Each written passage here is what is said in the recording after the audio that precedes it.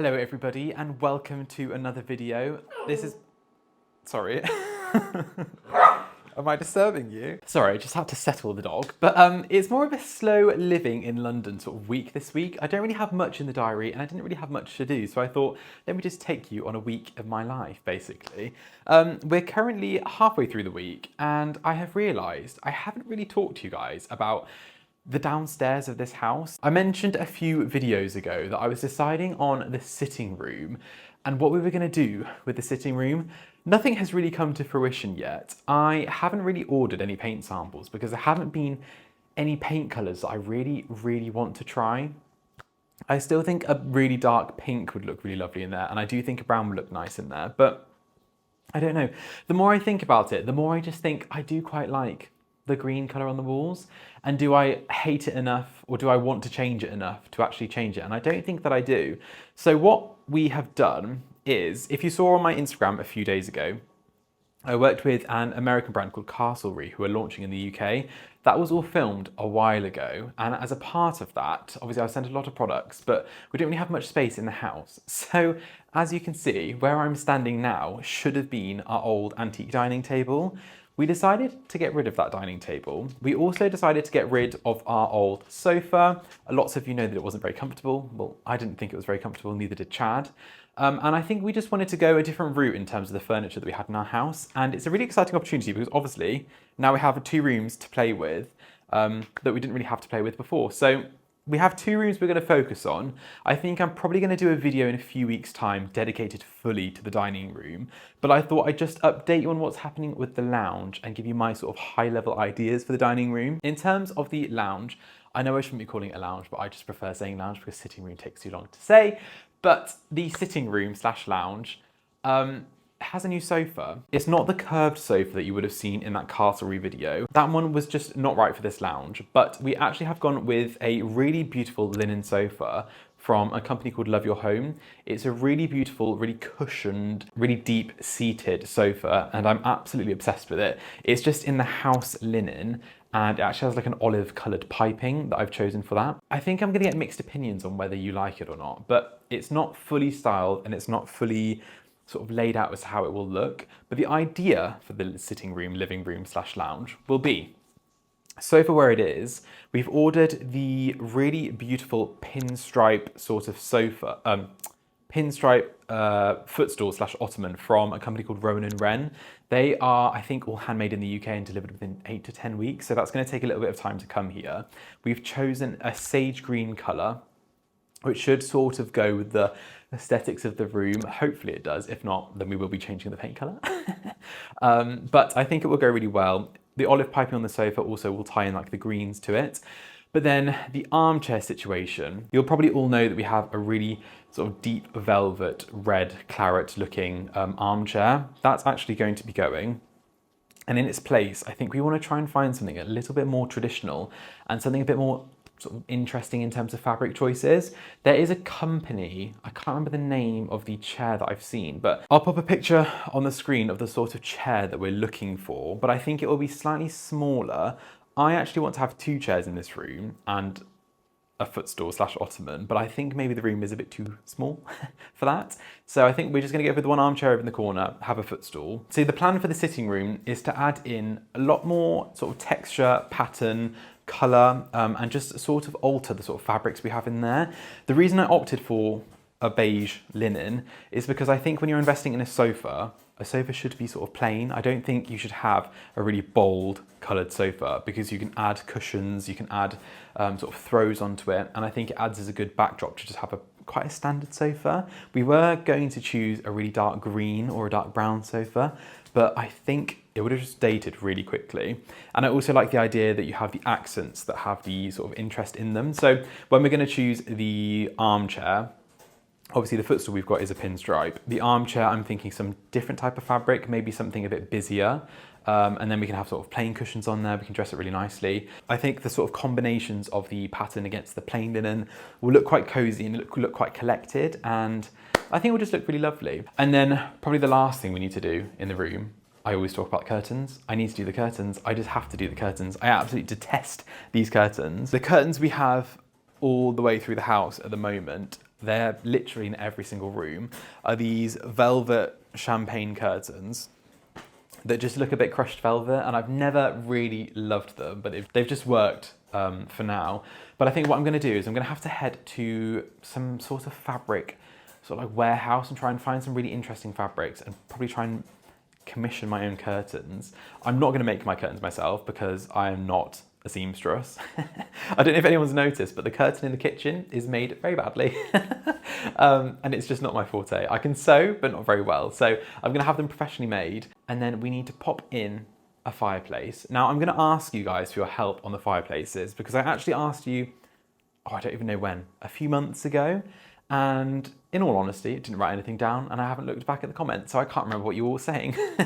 But I'm debating on whether to go for a really beautiful sort of solid stone hearth tile at the bottom, hopefully that's what it's called, and then keep the sort of walls and the roof of the fireplace on the inside sort of plastered, or whether to go for like a brick tile, whether to go for a nice different type of tile, porcelain tile, maybe ceramic Zlige, something like that, or if I should go marble. I really don't know what I'm sort of leaning towards. In my head, a fireplace should have a concrete base, especially the sort of fireplaces in these sorts of houses, unless they would have had slate hearth tiles, I'm not too sure. But I will show you some pictures of the fireplaces now. We have symmetrical ones, one in the living room, sitting room / lounge, and then one in the dining room. Both of them have concrete bases underneath the carpet in the sitting room and exposed in the dining room. But we have different options. Some of the options could be, we can lay new concrete on top of this and then just pop a log burner in, maybe add some tile around the edges, make it look pretty, not too sure. Or we can tile the floor, tile the walls, tile the ceiling, I'm not too sure. So any opinions, any mock-ups that you guys want to send me, feel free, go ahead. All the help is appreciated. But yeah, I'd really love to know your input, because I really am struggling with how I want them to look. I'm probably going to cover it in the dining room video in a few weeks' time, but I would love to get rid of this fireplace and have a big dresser with lots of plates, like a big old traditional oak sort of country-esque style dresser. But we have the fireplaces for now, and I don't think I'll be able to convince Chad to take this one out. So we're going to make do with what we have. That's sort of high-level plans for these two rooms. I think we're going to keep the paint colour in the sitting room the same. The paint colour in here will not be changing. We just need to add a lot more furniture. Any opinions are very, very helpful. I think we are planning a trip to the Cotswolds in a few weeks' time, and you know when we go to the Cotswolds, we love to do a lot of antique hunting. So hopefully whilst we're there, we will find some pieces for both rooms. I'm actually looking to get some sort of, I don't know, cabinetry for this alcove here, and also here on this wall. Ideally, it would be something with a lot of storage. Downstairs, we don't really have that much storage in the other rooms, bar the kitchen. So maybe something to store some table linens, some like shoes storage maybe, I'm not too sure. But I'm on the lookout for either some like burr walnut pieces, or maybe some old oak, something a bit distressed, I'm not too sure. Obviously, you know we love the Georgian style, but we will see what happens when we go antique shopping, I'm not too sure. Obviously, we'll take you along with us. But yeah, this room needs a lot more furniture. And obviously, after that long rant, where I'm standing should be a dining table. We actually sold our dining table for two reasons. One, it was very, very small. And when you were trying to fit more than even 4 people was quite a push. It was quite a narrow table because it was an antique. It had to fit through our door. And our door, I believe, is around 7 centimeters wide. It's not the widest door. So we had to get something to fit through without dismantling it. And we've had that table since we basically moved into this house. So that one had to go. And then since we had the table from Castlereagh, I realised that I really like having a bigger table in this room. I don't know if I have that many videos for the Castlereagh table, but it basically took up the whole space in this room. It actually made this room feel a lot more grand and actually a lot bigger because it felt as though there wasn't any negative space. So I think what I'm going to look for is a slightly bigger dining table. Underneath the dining table, I'd like an antique Persian rug. I have found a company in London that sells really beautiful Persian rugs, so I think I'm going to have to go there and have a look at them. Obviously they're quite pricey, so we will have to see what we can find for a good price. But yeah, I'm thinking something really beautiful, maybe some distressed planks of wood on the top. If not, I'd love like a big solid tree trunk. Obviously in a bit of a darker stain. We're more dark wood people than lighter wood. But yeah, lots of exciting home updates to come, and I probably will do a whole video dedicated on this room within a few weeks' time, like I just said. I think our priority is now going to be these two rooms, obviously because now we have no dining table, so we do need to get one.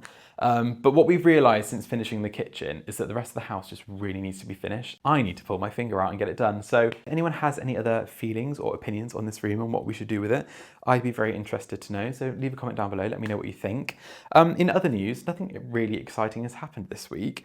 We have taken, I'll give you a puppy update. We have taken, oh, don't chew my microphone. We've taken Fenton for his first walk today. I don't know if you can tell, but he is very, very dirty. Say hello to all your friends. I don't know if you guys will be able to see that he's actually grown a lot. He still looks tiny on camera, but in person, don't eat my microphone, in person he's very big. So yeah, he's been as good as gold recently. He's still in his nibbling phase and he bites everything. I actually went outside the other day. He likes to dig. So in the garden, he keeps digging lots of holes in the garden. But I went outside the other day and he was just chewing on the walls. So yeah, he's been wonderful, but he is taking up a lot of my energy. So if I look a bit tired, that'll be what it is. But yeah, onwards with the video. There are just a few things I need to do in the garden. The garden is a never-ending mess, by the way. I know I always talk about the garden, you always see me sweeping and like tidying it up, but we have a tree that's next door. It's a massive eucalyptus tree. And for some reason, it's just shedding all of its leaves into the garden. So pretty much every other day, Chad or me will go out and just sweep up everything. But we probably haven't done it in about a week's time. And it's left a lot of leafage in the middle of the garden. And because of that, we've had a bit of rain and it's sort of stained the tiles again. I've only just jet washed the entire patio, but now there are more stains and there's a lot more dirt on the ground. So I think I'm gonna have to go out, clean that all up and probably give it a quick jet wash. Let's get Mr. Fenton outside, let him run around a little bit, and we shall start cleaning the garden. And hopefully you guys won't get bored of my garden cleaning content.